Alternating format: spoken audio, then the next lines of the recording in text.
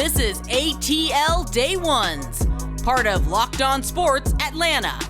And it starts now.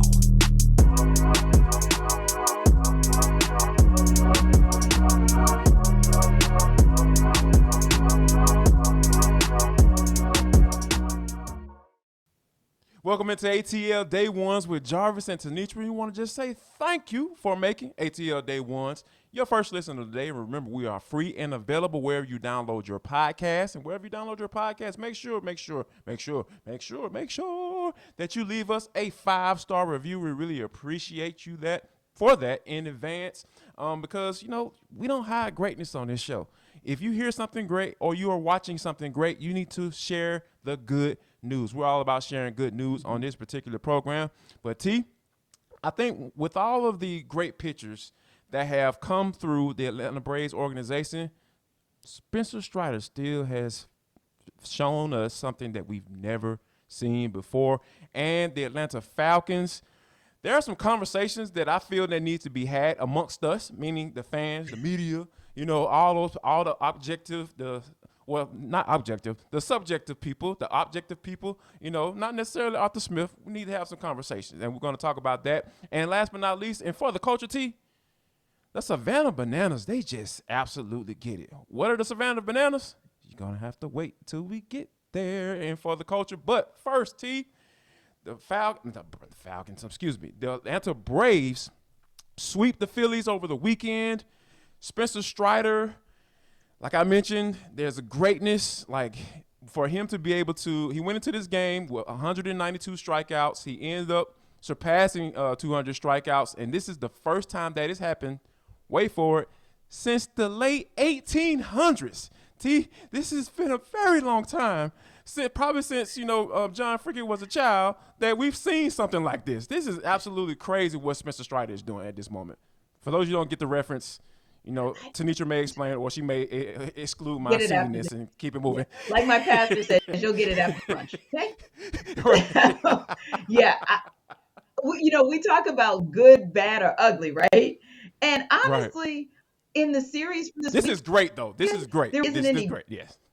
Exactly. There really isn't any bad. So I was like, this is the good, the great, and the ugly. And truly, Spencer Strider is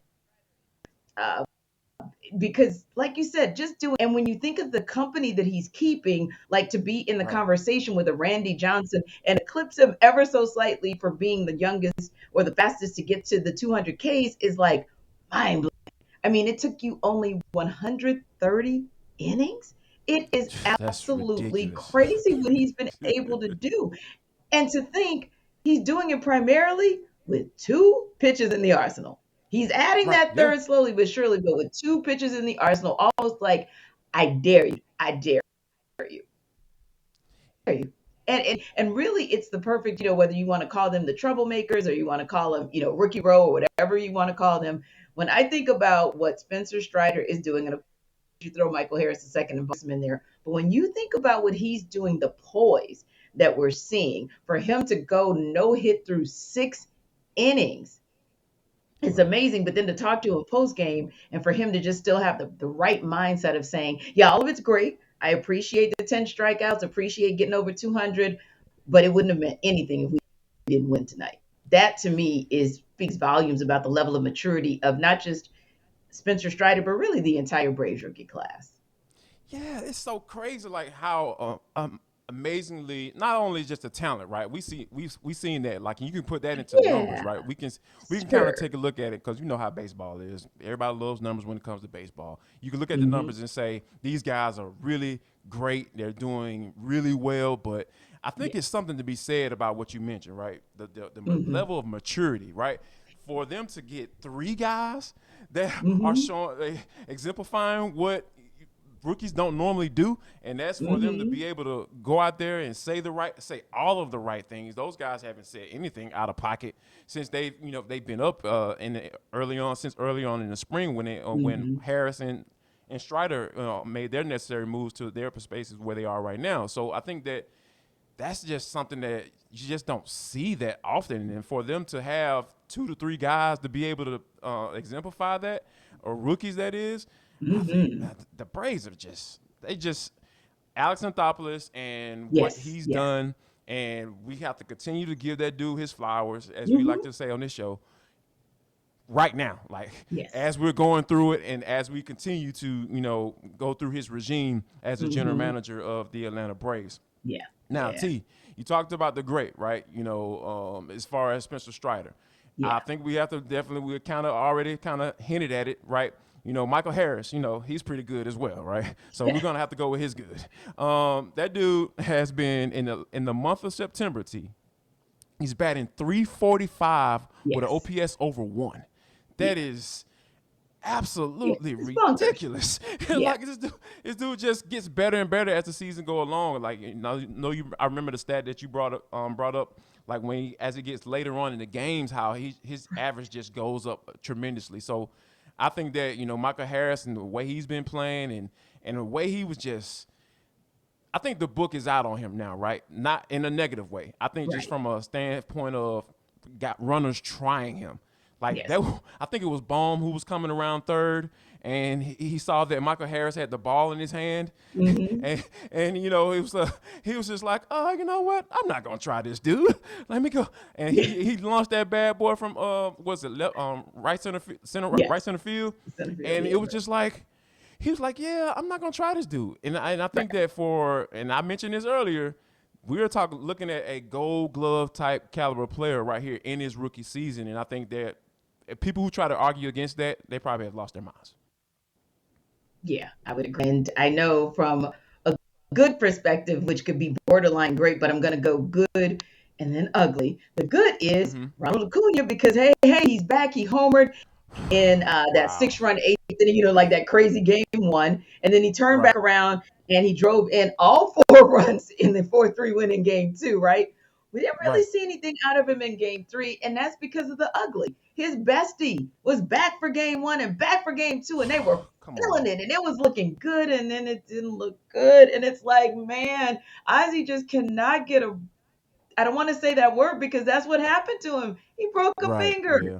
but he just Right. cannot catch a good one, man. And so you hate that for him. And that is the ugly because to see the level of excitement and joy from the fan base, from the coaching staff, from the players, you knew how important he was to the organization. I think the only thing for me that makes this sort of pseudo ugly is maybe that he's on the 10-day IL. And so maybe we'll see him back in the postseason. So that's a little encouraging. But yeah, still ugly all around. No doubt about it, and that's the thing that we definitely going to keep an eye on. And then we had the conversations about whether or not Von Grissom is going to move to left field when Hmm. Ozzy returns. Unfortunately, we don't. We're not going to have those conversations Yeah. because I say unfortunately because it's like you see the difference in that team when Ozzy is back. And Yes. and I think it starts with his day one, Ronald Hmm. Acuna. So we'll definitely keep an eye on that. But T. I think one of the things that we have to talk about is this Georgia Bulldogs team. But before we do that, tell the folks about what's going on at betonline.net. Yes. So remember, we told you guys Friday that it had been decades since the Detroit Lions were favored in a game. Right. And yours true. And listen, a name that is familiar to you guys, DeAndre Swift, had himself a game. And that information would have been confirmed for you right there at betonline.net. They would have told you, what does that mean for the Lions to actually be favored for a game over the Commanders, right? And then we'll Mm. talk about this possibly today, but definitely sometime this week. Stetson Bennett, he came from like 20,000, an odd like 1 in 20,000 as the Heisman to being right in that conversation right now. Where are his odds? What are his chances of getting it? How do you bet on that? You go to betonline.net to find out. Or you can find out any information if it's NFL, if it's NBA, if it's MLB. This race that keeps going back and forth. One day we feel like it's going to be Strider. The next day we feel like it's going to be MH2 for Rookie of the Year. They have that kind of information on betting odds. So even a niche sport, right? Whether it's Mm-hmm. golf, MMA, you can get all of that information. And just like you guys watch this podcast to get all the information about ATL sports, they have podcasts too to get you guys up to speed. If you are a novice at betting or if you're someone who's experienced, you can still get layers. You can still always learn, right? So again, go to betonline.net. That is where the game starts for any and all the information that you need about betting. betonline.net. BetOnline.net. Go ahead and check that bad boy out. Go ahead and win you some money, man. You know, it is September, and you know how early people start shopping for Christmas. You might be able to get a little change, so you can go ahead and take care of them babies before it's time. But T, I think that the Georgia Bulldogs took care of all of the babies. They took care of all of the babies in the SEC East, starting with the South Carolina Gamecocks. They beat the dog mess, pun intended, out of the South Carolina Gamecocks in their house. And I think that one of the things that kind of stood out to me in this game is that we talked about how well the offense has played, you know, coming to this game on Friday. And I think that Stetson Bennett has to be in the conversation for the Heisman at this point, right? Because we know we always have the early candidates, and you mentioned, you know, talking about the odds coming into the season. Nobody expected Stetson Bennett to be playing this well. But the way Todd Monken is calling plays and putting Bennett in position to make these particular plays, I think that coming from a guy who I doubted Stetson Bennett all the way up into the national championship game last year, but I think that I'm on this train ride with the way Stetson Bennett has been playing this year, T. Okay, so the Bennett bandwagon, you have jumped on it, which is all good. Yeah, I'm on it. Yeah, be on the Bennett bandwagon. It's good because, hey, Tim Tebow jumped on it. He said, I'll admit he wasn't in my top 5 in the beginning of the season, but now he is. And when you think about his ranking, he's second in the SEC, 11th in the nation in pass efficiency. That's pretty impressive. Right. And he has the Dogs 11th in passing yards. RBU is 11th in passing yards, second in the SEC, and 6th in the nation in total offense. The reason I say that is because those are numbers that, like, typically speaking, you would be looking to see, oh, wow, let me check that stat line, see what Kenny McIntosh did, see what Kendall Milton did. And don't get me wrong, they had a great game, 200-plus yards on the ground, but still, all of the credit for them being where they are, number 1 atop the AP poll on Sunday, you really have to get a lot of those kudos to Stetson Bennett. Now, CJ Stroud hasn't done a thing to be taken off the perch, and he, of course, is the favorite. But, Jarvis, your question was, has Stetson Bennett basically played himself into the conversation? Has Todd Monken schemed him into the conversation? Has Brock Bowers helped to get Stetson Bennett in the conversation? Yes, Lord. The answer is yes, yes, and yes. No doubt about it. And I think that, you know, to add to that, I think that, you know, it was another thing, you know, obviously the Bulldogs in the game with 48-7, the final score. But I think one other thing that stood out to me, T, is the fact that I think that also there needs to be a change at who gets the most carries at that running back position, because I think that Daijun Edwards is the guy that is shown to me. He's a guy that he can break off that one-on-one in an open field, because I think McIntosh, I'm still kind of waiting for him to do that, you know, to show that during the game.